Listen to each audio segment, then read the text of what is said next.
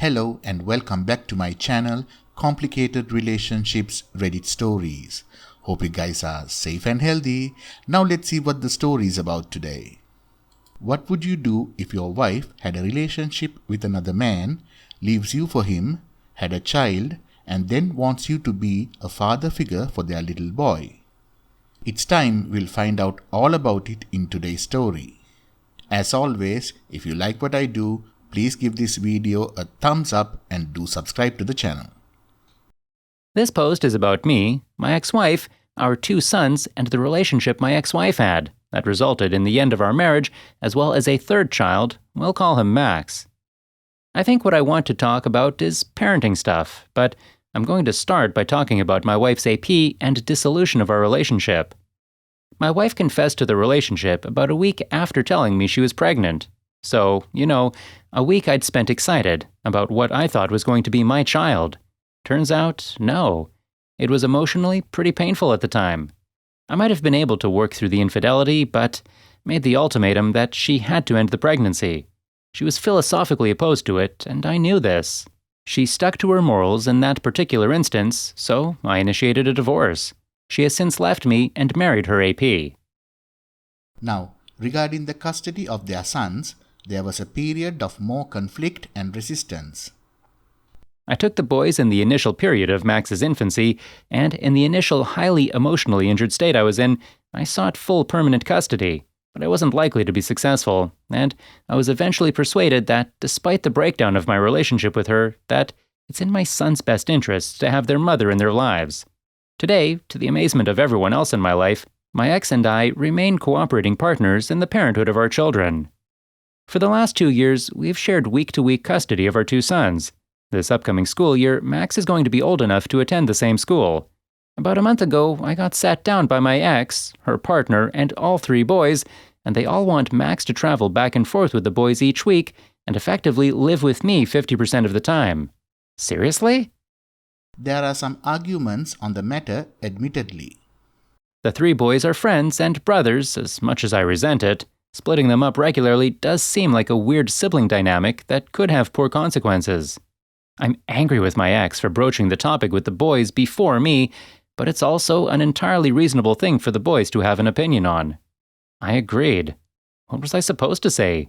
No? Why not? I can't say because I hate that Max exists, so I said okay. I do hate him. I know he doesn't deserve to be hated. I know he's no more responsible for the circumstances of his conception than any of us. But knowing that doesn't seem to matter. He's a walking reminder of all the worst emotions that I've ever felt. We're coming to the end of his 2nd week staying with me and the boys. We have moved him into my home and made space for him. I hate the sound of his voice. If he needs help in the kitchen, I am immediately annoyed with no good reason. I'm constantly anchored by his limitations that are entirely in line with being a 5-year-old, things that I would never get angry with my sons over. I'm short-tempered and just energized with this useless, visceral anger. OP says he feels like the recent years of his life have been a roller coaster of humiliation and disgrace. The only way I've been able to keep everything together is constantly repeating to myself that pragmatic argument that no matter how authentic my grievances are, and no matter how justified I am in my anger, it doesn't help me or my sons for me to devolve into embittered rage hermit. Just hold my tongue, breathe deep, and force myself to do the thing that will actually help. So, I remain in regular contact with their mother, and I talk to her politely on the topics that I have to. Since recognizing that I don't have the legal power to exclude him from my sons' lives, I've been cordial with Max's father. That I've been able to do these things has been the only thing about myself worth feeling good about. But maybe it's not worth feeling good about. Maybe I regret being civil, because in Max's presence, that pragmatic argument is just not enough. It's like all the anger I've set aside through sheer force of will returns at once and possesses me while I have to talk to him. OP thought he was doing the right thing, but if he had remained combative and negative, he never would have ended up in this position. What do I do? I'm constantly thinking I want to back out, to say, no, I can't do this, I'm sorry. But how could I justify that? No one else in this situation will be happy with that. The boys certainly don't understand why there would be a reason for them to be treated differently based on their parentage. My oldest has told me so explicitly in a moment that made me feel both proud of him and ashamed of my own anger. Their mother and her partner would be upset. Part of me doesn't care and bitterly assumes they're just trying to get some free time for themselves out of this, but I'm trying not to dwell on that. My ex makes good arguments that this is in the best interests of all of the children. But part of me just remembers how long she lied to me and how totally I trusted her in that time. It seems like the only thing to do is the same thing I've ever done: pull myself together and get over myself and my anger. But if I do that, then I have to actually do that. Even if I'm being a responsible babysitter for Max right now, he deserves to live in a home where he is loved, not merely tolerated. Can I do that? Maybe I can't do that. I'm scared of a path forward where I can't work up the nerve to back out of this arrangement and consign myself to getting over it. And then I actually don't get over it, but rather dwell ever angrier with how my life has turned out and take it out on the undeserving around me. We have the update coming up, but before that, if you like what you heard so far, please give this video a thumbs up so this story will reach more and more beautiful people like you around the world. Now, here is the update. I got a lot of feedback, and it was pretty much unanimous. I heard from lots of people: parents, sons, and daughters in blended families, people who'd been cheated on themselves, people who were Max in their own families, and you all told me what I should have been able to admit to myself: that this was not normal, that no one had ever heard of an arrangement like this. I resolved to end the arrangement and met with my ex-wife and her partner to tell them about it a few days after I posted, midway through their custody week. Many people advised me to speak to my boys about it first, like my ex did to me, but I wanted to deliver the message before having to take Max again. I was thinking that it might be better, instead call them out on that behavior and try to get them to agree not to include the boys in that level of discussion before me, and then we could all sit down with the boys. Now the meeting did not go well. They were both pretty mad at OP. I had tried to prepare for it to be uncomfortable. I told myself, just to be polite and firm, that I didn't owe them any explanations beyond, "I'm sorry, it's not working out." I guess he had made some career move based on this schedule that I was messing up. In hindsight, I do feel sort of responsible for that frustration, in that I regret agreeing to this arrangement in the first place. But in the moment, I really was not giving a about this man's work-life balance. Then he said something about how I wasn't being fair, that they just wanted a fair custody arrangement. That made me very mad. Thinking about this all to type it out has my heart hammering. I have some different opinions on fairness. I said some pretty bad, regrettable things to both of them, and then we were all screaming at each other for a while, and then I stormed out and I didn't talk to the boys. I didn't get to talk to my boys for several days until handoff. They immediately were asking about why Max wasn't with them, and I, prepared for it, held a more serious talk with them than I had up to this point. I talked about how it's great that they enjoy spending time with Max, but that I'm their father and that Max has his own father to spend time with.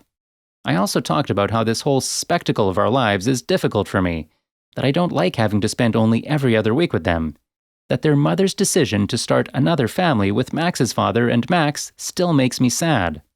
This is pretty awfully difficult stuff to talk about.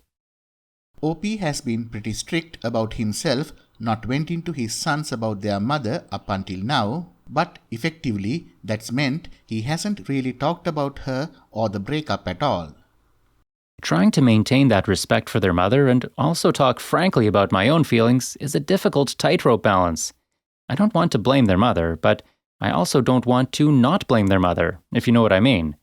This would be one of the situations I identify as unfair, where the responsible thing is to never say anything disparaging or bad to my sons about their mother, my ex, but that means I have to describe the current state of affairs and what has happened to get here in a way that isn't disparaging to their mother, and act like this is normal.